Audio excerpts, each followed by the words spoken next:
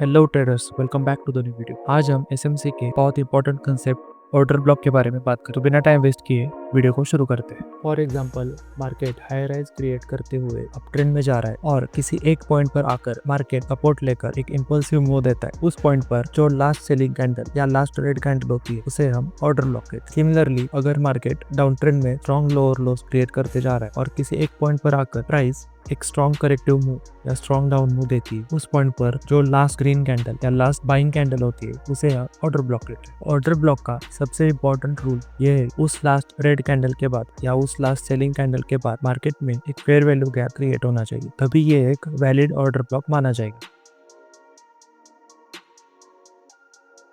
अब समझते हैं इसे ऑर्डर ब्लॉक ही क्यों कहा जाता है। इसके नाम में ही इसका मीनिंग है, यानी ऑर्डर्स का एक ब्लॉक जहाँ पे बहुत सारी ऑर्डर्स या क्वांटिटीज एक साथ एग्जीक्यूट हुई हो, वहाँ पे प्राइस का जो जोन होता है उसे हम ऑर्डर ब्लॉक कहते हैं। ये order blocks most of the time institutions की बाइंग या सेलिंग की वजह से क्रिएट होता है। जैसे कि हमने प्रीवियस वीडियो में फेयर वैल्यू गैप को एक्सप्लेन किया था कि फेयर वैल्यू गैप क्यों क्रिएट होता है, सेम वही लॉजिक यहाँ पे भी आता है। इसे ऑर्डर ब्लॉक इसलिए कहते हैं क्योंकि किसी एक प्राइस के जोन पर बहुत ज्यादा बल्क क्वांटिटी में ऑर्डर्स एक साथ एग्जीक्यूट होती है, तो वहाँ पे हमें एक स्ट्रॉन्ग इंपल्सिव मूवमेंट देखने को मिलती है। For example, price up trend में हाई राइज क्रिएट करते हुए जा रही है, तो ऐसे सिनेरियोज में इंस्टीट्यूशंस को रिटेलर्स को ट्रैप करने के बहुत अच्छे मौके। अब मान लो यहाँ पर एक सपोर्ट है, यहाँ पे प्राइस ने इसको एक बार टेस्ट करके इसको ब्रेकआउट किया है। ऐसे सिचुएशंस में रिटेलर्स या beginner most of the time ऐसे रेजिस्टेंस लेवल ब्रेक होने के बाद ट्रेड्स एग्जीक्यूट करते। अब इंस्टीट्यूशंस ये अच्छा मौका देख के ऐसे रिटेलर्स या बिगिनर्स को ट्रैप करने की कोशिश करते। इंस्टीट्यूशंस को अपनी बल्क क्वांटिटी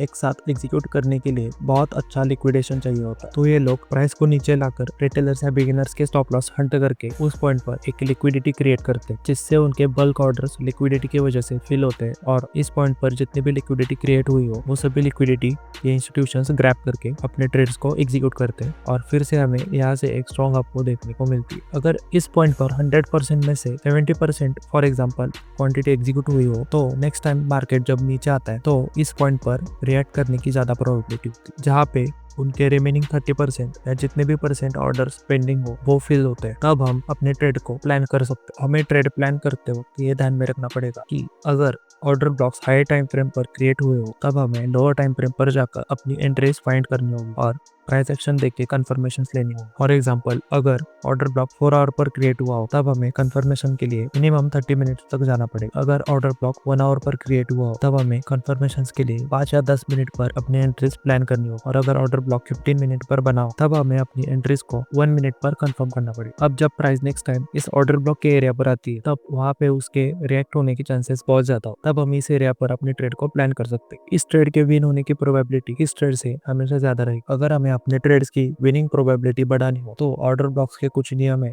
उसे हमें स्ट्रिक्टली फॉलो करना पड़ेगा। फॉर एग्जांपल, अगर मार्केट अप ट्रेंड में और हाई राइज क्रिएट करते जा रहा है, तब जैसा कि हमने कहा, जो लास्ट सेलिंग कैंडल होती है उसे हम ऑर्डर ब्लॉक कहते हैं। ये ऑर्डर ब्लॉक तभी वैलिड होगा जब वो लास्ट सेलिंग कैंडल या रेड कैंडल के प्रीवियस कैंडल का लो लेगी, तभी ये एक वैलिड ऑर्डर ब्लॉक कहा जाए। किस सिनेरियो में लास्ट सेलिंग कैंडल ने पिछले कैंडल का लो नहीं ग्रैब किया और उसके ऊपर क्लोजिंग दी है, तो ये एक इनवैलिड ऑर्डर ब्लॉक हो। अब हम देखते हैं ऑर्डर ब्लॉक का सबसे इंपॉर्टेंट रूल। इसमें ये एक वैलिड ऑर्डर ब्लॉक तो है, पर इसका रूल ये कहता है कि प्राइस में एक गैप क्रिएट होना चाहिए, जिसे हम फेयर वैल्यू गैप भी कहते हैं। अगर प्राइस में एक फेयर वैल्यू गैप क्रिएट हुआ हो, तभी इसको एक वैलिड ऑर्डर ब्लॉक कह सकते हैं। यहाँ पे ऑर्डर ब्लॉक तो बना है, पर इसके बाद यहाँ पे फेयर वैल्यू गैप नहीं क्रिएट हुआ है, ये एक इनवैलिड ऑर्डर ब्लॉक होगा। ये कुछ एग्जांपल्स है जिसमें मैंने ऑर्डर ब्लॉक्स को ट्रेड करके अच्छा प्रॉफिट किया था।